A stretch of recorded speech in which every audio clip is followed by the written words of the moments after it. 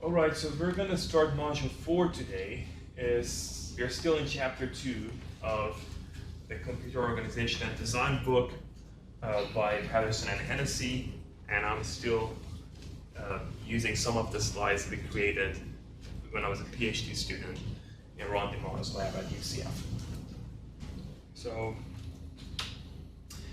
far, in the last session in the Instructions and Architecture module, we talked about how compiler works. We have some examples of a C program, and we converted that to MIPS. This is what we did. So today we're going to talk about the assembler part. So this module is mostly about how assembler works, how we get a MIPS instruction and encode it to the machine code. So if you were a programmer 30 years ago, 40 years ago, even more, probably 50, 60 years ago, you really didn't have a compiler, you didn't have a high-level language, so what you had was a bunch of punch cards. And they're working with zeros and ones directly, and this is what they had, machine code. They work with the machine code, they have each of these zeros and ones represent different instructions. So today we're going to learn how these instructions are represented in binary. But the thing that is important here is not just we want to do the thing that people did 60, 70 years ago. That's not the point. The point here is that if you understand the machine code, later when we talk about the actual computer architecture, you can see how it is working, because every bit is going to go to a specific place. So we have this first 6 bits going to ALU and choosing what kind of microarchitecture we want to activate for that specific instruction. So knowing the machine code is very important to understand how the data flow is working in a computer architecture. Okay, so we're gonna have some review slides because you guys come from different background. Yeah, so this is binary numbers. Hopefully you remember some of them. At least I hope you remember from 0 to 15, because that's the thing we're going to use a lot. We have different decimal representations here, and I'm not going to explain how binary works, but it's pretty simple. Every bit is going to be multiplied by 2 to the index of that bit, and we accumulate everything. And this is some example. And we have 32 bits, and if it's an unsigned number, we can have numbers ranging from 0 to 2 to the n minus 1. So if you have 32 bits and we're working with unsigned numbers, we can cover numbers from 0 to 2 to the 32 minus 1. Okay, if you have 4 bits, we cover from 0 to 7. If you have 32 bits, these are the range of the numbers we can have. If you have signed values, the range is going to change a little bit, because the most significant bit index 31, start from the 0 all the way to 31. Bit index 31 is representing the sign. So if it's 0, it's a positive number. If it's a 1, it's a negative number. Okay. So the range of the numbers that we can support with 32 bits is going to be from -2 to the n minus 1, because 1 bit is gone for the sign. So we can support from -2 to the 31 to +2 to the 31 minus 1. But this is the range that we can support with 32 bits, if it's a signed number. The next thing that is important for you to know is how to do 2's complement. So 2's complement is changing a negative number to a positive number, or a positive number to a negative number. The idea is that we get the number, we inverse every bit, and then we add 1 to it. So, for example, if I want to go from -5 to +5, I get this number, so this is -5. I inverse every bit, so I'm going to get 0, 1, 0, 0, and then add a bit, 1 bit at the end. Okay, and vice versa. Going from here, if I want to go from 5 to -5, I get 0, 1, 0, 1. I inverse every bit, I get 1, 0, 1, 0, and then add a 1 at the end. Something that I do which makes it easier for me to do the 2's complement, and that's something that you're going to need in the course too is the way I do it is actually very simple. I start from the rightmost bit and don't flip anything until I get the first one. And then I keep that 1, 2, and then flip everything after that point. And then it's going to be 2's complement. So for example, if we have, let's go with the same example that we have here, 0, 1, 0, 1. So I start from right. The first bit that is 1 is this one, so I keep 1. And then they flip everything after that point. It's going to be 1, 1, 0, 1. Okay?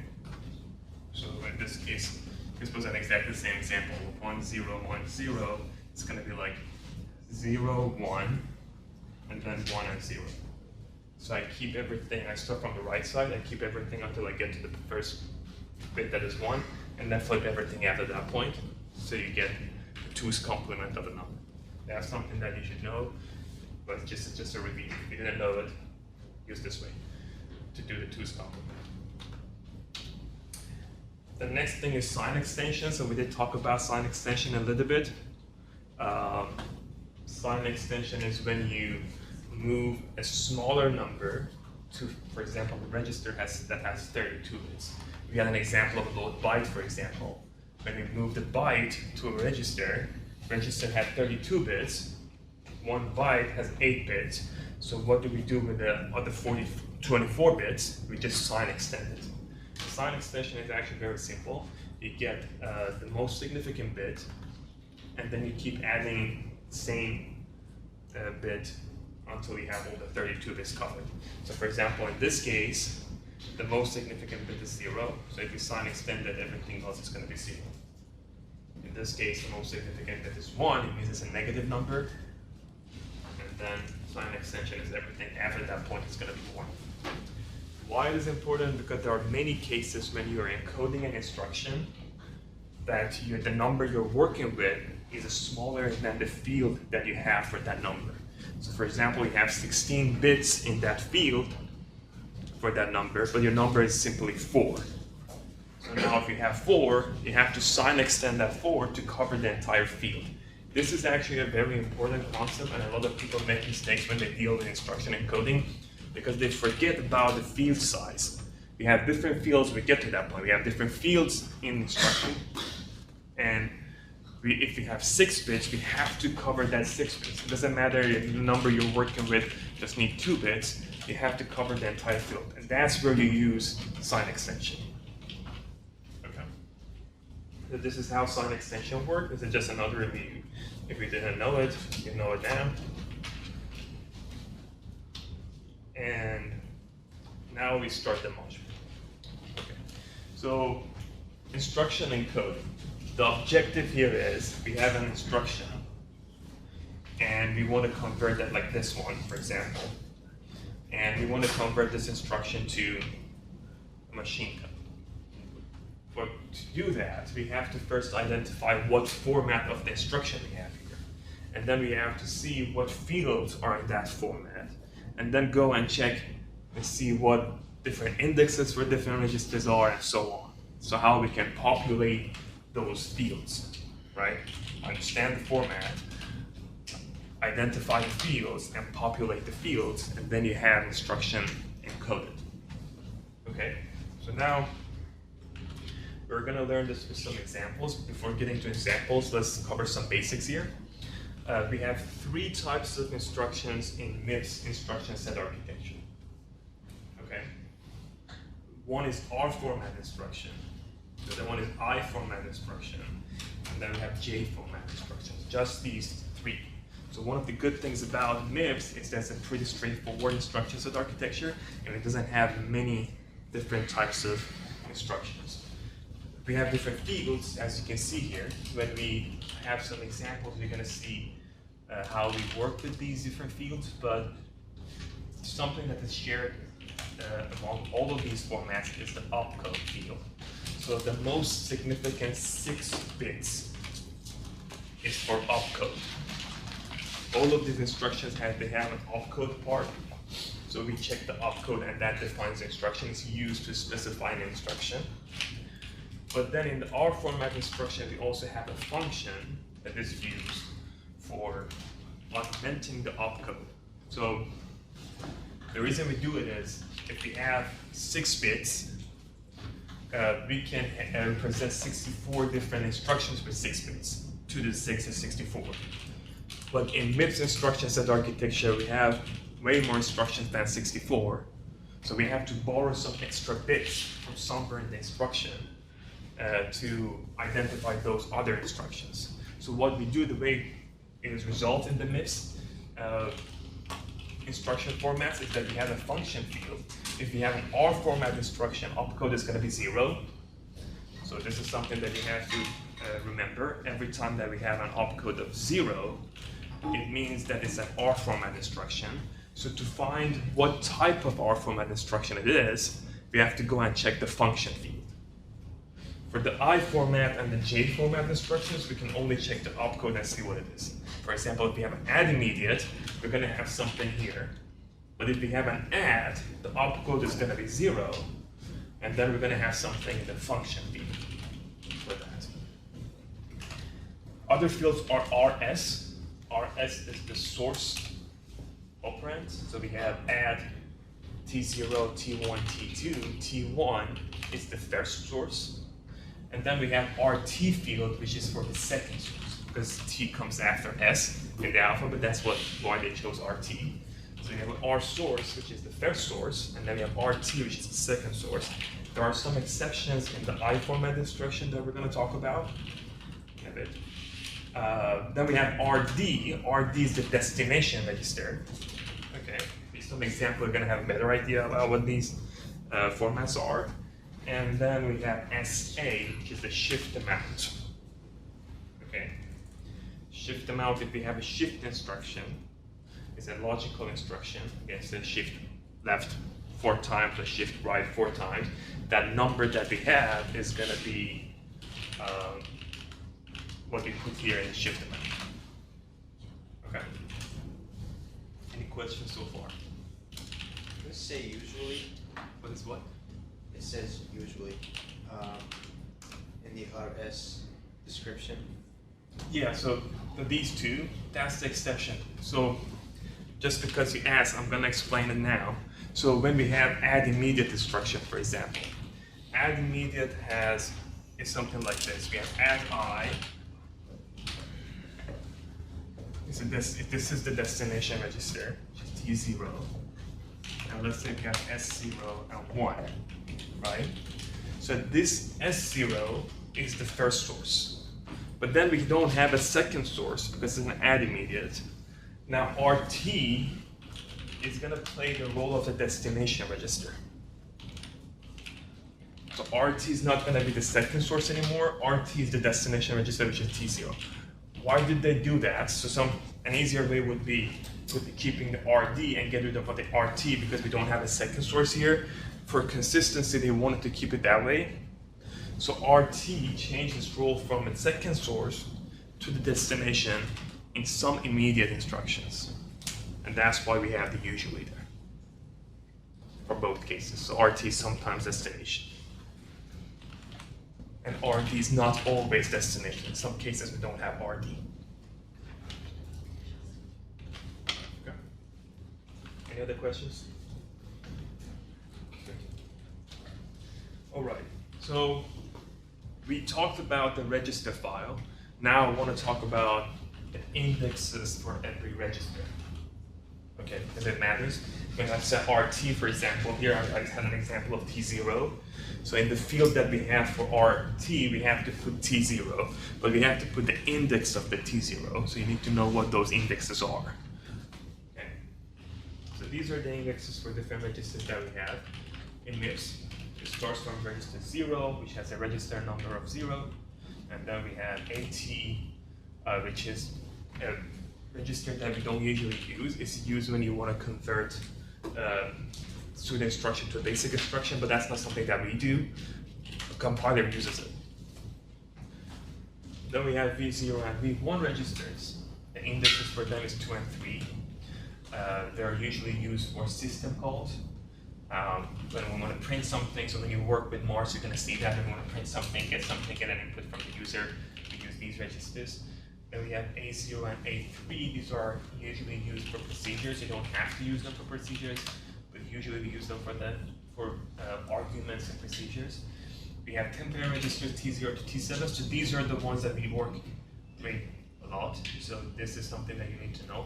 I mean, obviously you don't have to memorize any of these guys. I'm going to give you, first of all, we're going to have slides, but then we're going to have a reference sheet too, which you can use. And today's examples, I explain how you can use that reference sheet. But for now, just know how it works. So every time I have register T0, I put the value 8 in the field for that one. Okay. So when they have different fields here, we just find the index based on what that register is. We put that index number in that field. The T0 is 8, and it goes all the way to 15 for T7. And then we have S0 and S7, which starts from 16 to 23.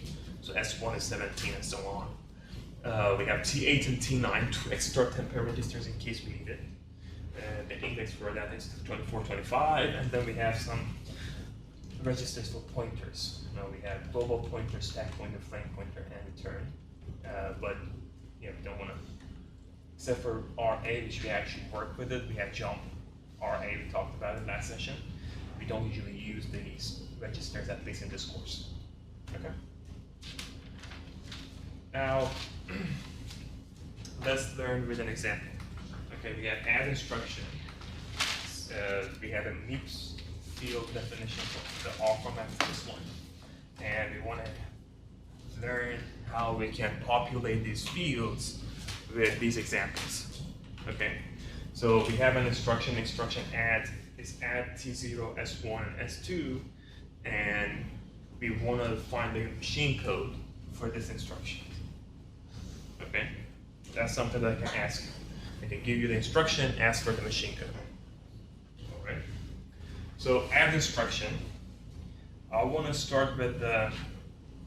We can go step by step, but maybe for the first one, I just go and explain how these work. But for the next ones, I put the reference sheet side by side, and we can see how we can encode these instructions. So add is an R format instruction. How do we know it? Every instruction that has 3 registers is an R-type instruction. So we don't have any other formats that has fields for 3 registers. Okay, one way that you can understand if the register is, whether the register is, the instruction is R format or not, is through checking the number of registers that it's using. If it is using 3 registers, it's absolutely R format. Okay. Right here we have 3 registers, so we know it's R format. So that's the very first step that you have to do for each instruction. So for R format, we have opcode, RS, RT, RD, shift amount, and function. So for now, we just put R format and then we start populating it. What is the first source here? You can help us with this. The first source is S1. The second source is 2. The destination register is T0. What do I put for shift amount? 0, because it's not a shift. Okay, 0. And then I have the function. I have to find what the function for add is. Okay, you should go and check the reference sheet and see what the function for this is. So now, let's do this. I have the reference sheet right here. So this one is already on Blackboard, so you can download it, you can use it in the exams and everything you want to do. So just learn how to use it if you want to. So this is an R format instruction, it's an add. So if you come here, we can see the opcode for add is 0. So you put 0 here. Then index for S1, looking at here, S0 is 16, so S1 is 17. S2 is 18, and T0 is 8. Okay, and I put 8 here, and 0, then add is 0x20. So you need to practice going from hexadecimal numbers to decimal and binary values if you don't know how to do it, because it can be confusing. So when you see 0x20 here, 0x20 is actually this. For hexadecimal, we separate every number in 4 bits. So when we have 0x20, we're gonna have a 4-bit 0 and a 4-bit 2. Okay, so this is hexadecimal to binary. This is 0 and this is 2. But because the function field only has 6 bits, we can use these 6 bits here. And that's it. So these 2 bits are not going to be used because the function field only has 6 bits. Okay? So I go to the reference sheet, I check the function, I go from hexadecimal to binary, and then I choose the least significant 6 bits of that, and I put it in the function field, as you can see here. Any questions? Alright, for our format I have 0, but I have a 6-bit 0 because our format has 6 bits. The field has 6 bits for opcode, so I have to put 6 zeros there. Then I have number 17. 17 is this, 10001. Number 18 is 10010. And then I have T0. This is another thing that a lot of people make minor mistakes, and the entire machine code is going to be wrong. If your T0 is 8 is 1000, but because the RD field has 5 bits, you need to add an extra 0 here as well. So when you're looking at bits, you have to check the numbers and make sure that you cover the entire field. That's why we use sign extension. In this case, we don't need to use sign extension, but when we go to I format, for example, you can see that the sign extension is needed as well. Okay? So don't sign extend for the register fields. When we go to the I format, you're going to see that as well. So we need an 8 here. We have a 5-bit 8, 0, 1, 0, 0, 0, and then we have number 0 here, which is another 5 zeros. Now, if I ask you to provide the final answer in hexadecimal, again, you have to put them in groups of 4, and then we convert the binary to hexadecimal, which is from 0 to F. 0 to 9, and then we have A, B, C, D to F. Any questions? Good. Okay. Now let's go back to this. We did it step by step. Convert it to binary, and this is the binary, and then it goes to hexadecimal. Now, that was the R format instruction. This is an I format example. The I format instructions, we have an opcode field, we have RS and RT, and then content or address. So identifying I format instruction can be pretty straightforward because a lot of I format instructions already have I in them. So it's like add immediate, add I, stop I, or a lot of instructions load immediate. These are the instructions that already have immediate in them. So it's easy to identify them. But besides this, we also have load word, load byte, store word, store byte instructions that are also immediate. So that offset point that you have in load word is going to sit in this part, in the content or address. So we have load word S0 24 T0. That 24 is going to be in this part. And the more you use it, you get more familiar with the different types of I-type instructions that we're going to have. But the fields are opcode. We have a source register. In many I-type instructions, RT actually works as the RD. That's a question that you asked. So we're going to have RT playing the role of the destination register for us. And we have a constant value. It supports unsigned numbers. It has 16 bits. So it can support any numbers from -2 to the 15 to +2 to the 15 minus 1. Okay? And the address is used either as a constant value in the immediate instructions, or as the offset in the load word, load byte, store byte. And this is where you actually need sign extension, because these numbers can be positive or negative. Okay, another example. Add immediate, S0, S1, and 4. very easy to identify what type of instruction it is. It's I format because it already has immediate in it. So the first step is checking what type of instruction we have, and then finding the fields. We have opcode field, RS, RT, and 16 bits for that. So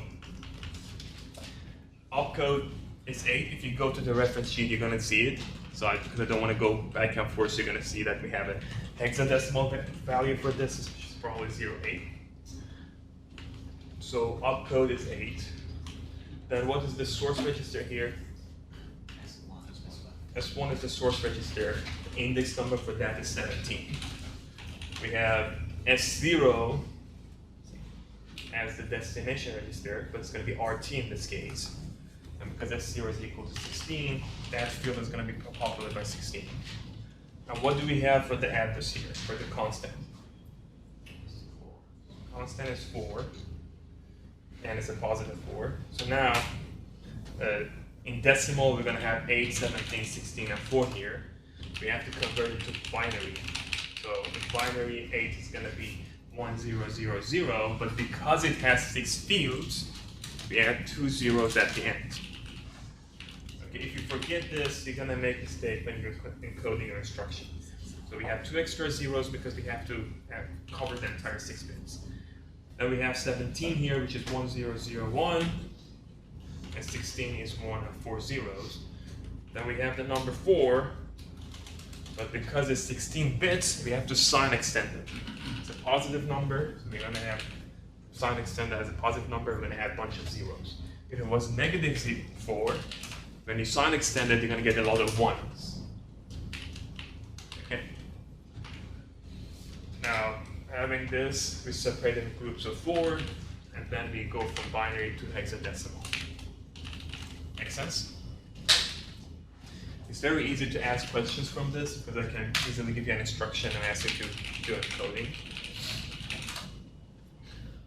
All right, so another instruction, we have load word T024S3. Okay, so what type of instruction is it? Is what? It's I format. Just talked about it. So I format, we have this field, these fields. Now, opcode for that is 35. Again, trust me, it's in the reference sheet. It's in hexadecimal. When you convert it, it's going to be 35. I don't want to keep going back and forth. So what's the source register here? Which one is the source register? S3 is the source register. And destination register is T0. Now, it can be confusing if I use store word, for example. So this is something that people make a lot of mistake. If I use store word, although we are, if it was S0, SW, T0, and 24, although this can be the source register because you move the data from S0 to the memory, but it's not actually. Because this is still going to be the source register because we use it to calculate the address first. Okay? But now let's stick with the load word. Destination register is 8 because it's T0. So we put T0 is equal to 8. Then we put the decimal numbers. The constant value is 24. So in ADDI we have 4. This is the offset. It's going to be the constant value. Then we put these numbers in these fields. So we have 35, 19, 8, and 24. Same story. Sign extended. Go from binary to hexadecimal. Okay. Any questions? Good. All right. So a possible question can be, I give you a C code like this, and so this combines different modules, right? I give you a C code, and I ask you to first convert that C code to assembly. Something like this. We have A300 equal H plus A300, so you have to load word first, you have to multiply this by 4. Just in case you made a mistake in the quiz, it should have been multiplied by 4. So we have load word T0, 1200, T1. Then we add these two, which is T0, S2, T0, and then we store it back to 1200 is T1. So now you have 3 instructions here. Then I will ask you to convert those instructions to machine code. So now it means that you go from, first you're a compiler, then you're an assembler. You go all the way from a high-level language to machine code. Okay, we have this example. You can practice it yourself at home and see if you get these numbers or not. All right, so 2 other instructions. We have we talked about set less than instruction. This one is actually pretty straightforward too. As I said, any instruction that has 3 registers is an R format instruction, because the only format that supports 3 fields for the register is R format. So we have SLT, for example, is S0, S1, and T0. S0 is going to be the 3rd source. S1 is the 2nd source, 17. We have destination T0 with 8 here. We don't have a shift, so we put 0 here. And the opcode is 0 because it's R format, and then we have something for functions. Just quickly going back to the reference sheet for this one. See how it works. So if I give you SLT, come here and find SLT, opcode is 0, and this is 0x2a. Okay, the function field. So that's how you know what to put here. 0x2a, just for us to practice. 2a is 0, 0, 1, 0, and this is 10, 10. We just keep the 6 bits. So this is what you need to put in the function field. Pay attention to the number of bits in each field. That's a common mistake that a lot of people make. I keep emphasizing it, but people keep making mistake. Okay, so that's a reference sheet. Then we have set less than immediate. Because it has immediate and immediate instruction, pretty straightforward. The opcode, you can come here and see the opcode is 0x0a. We don't have a function field. And then you have the source, which is S2, and destination, which is T0. And then you put 15, this 16-bit field. And the hexadecimal value for 15 is 000F. Okay, that's how you use the reference sheet. All right, so I think that's the last thing we want to talk about. Okay, so we talked about encoding, but really something that is very important for you in this class is decoding. Because if you know how to decode an instruction, you can understand how you can control the data flow in a computer architecture. Okay, so this is an example. I can give you machine code like this one, 0x1715020 and ask for the MIPS instruction. Okay, so the very first step is converting everything to binary. We have a hexadecimal value, we convert it to binary. What do you think should be the next step? Figure out the opcode? Find all That's right. Figuring out what the opcode is. And why do we check the opcode first? In my mind, because that just determines where you need to look for where other things would be, how many bits things would have. Yeah, because opcode is the only field that all of the instructions have. So R type, R format, J type, it doesn't matter. But you have to check the opcode because some instructions don't have the function field. So you can't start with the function field, right? So you start with the opcode and check the opcode first. So how many bits do I have in opcode? 6. So it means that I have to check the most significant 6 bits of this binary number that I have here. So what are the most significant 6 bits in this case? 0. So what does it mean? It's not necessarily an AND. If it's 0, it means something else. It's the R format. It's an R format instruction, right? So this is how we find the field. Okay? So this is, we check the first 6 bits. Now we know the opcode is 0, so it means it's R format. So what we do is, now we check all the other bits based on the R format type, R type instruction. And we have different fields, so we're good here. Now we find the different fields that we have. So opcode is going to be 6 bits. The next 5 bits are going to be the first source. So what is the value for this 5-bit that we have here? This is 0, 1, 0, 1, 1.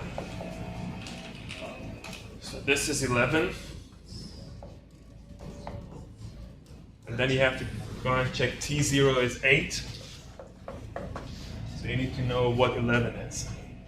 T0, T1, T2, T3. There's 8, 9, 10, and 11. Okay. So you find the decimal value for this one and go back and check the reference sheet and see what register is for this one. So the first one is T0. What is the number for this one? This is 17. So 1001 is equal to 17. And based on the reference sheet, S1 is S1. Because S0 is 16. So S1 is 17. Okay. And the destination is 0101. Which is 10. And we already know what 10 is. 10 is T2. Okay? So we have the RS as T3. We have RT, second source as S1, and the destination as T2. Okay? So now the next thing I need to check is the shift amount is 0, so it's not the shift instruction. Then the function is 1, 0, 0, 0, 0, 0. If I convert it to hexadecimal, I'm going to get 0x02, which if I go to the reference sheet, if I do it again, is an add instruction. Okay? So now I have every information I needed.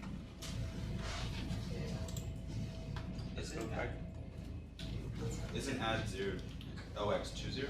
Yeah, it is. And this is 202, so that's a typo. I fix it. Don't make these kind of mistakes.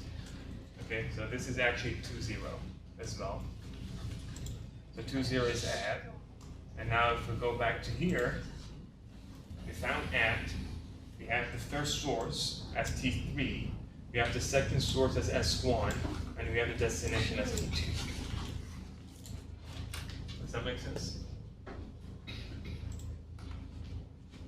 Okay. So that's something that I can ask you in the quiz. But more important than that one is if you know how to code an instruction and encode an instruction, you can have a pretty good idea about how the data flow works when we get to the MIPS processor, which hopefully we're going to get there in 2 weeks. Okay, any questions? If not, we're good for today. We're going to continue this next session.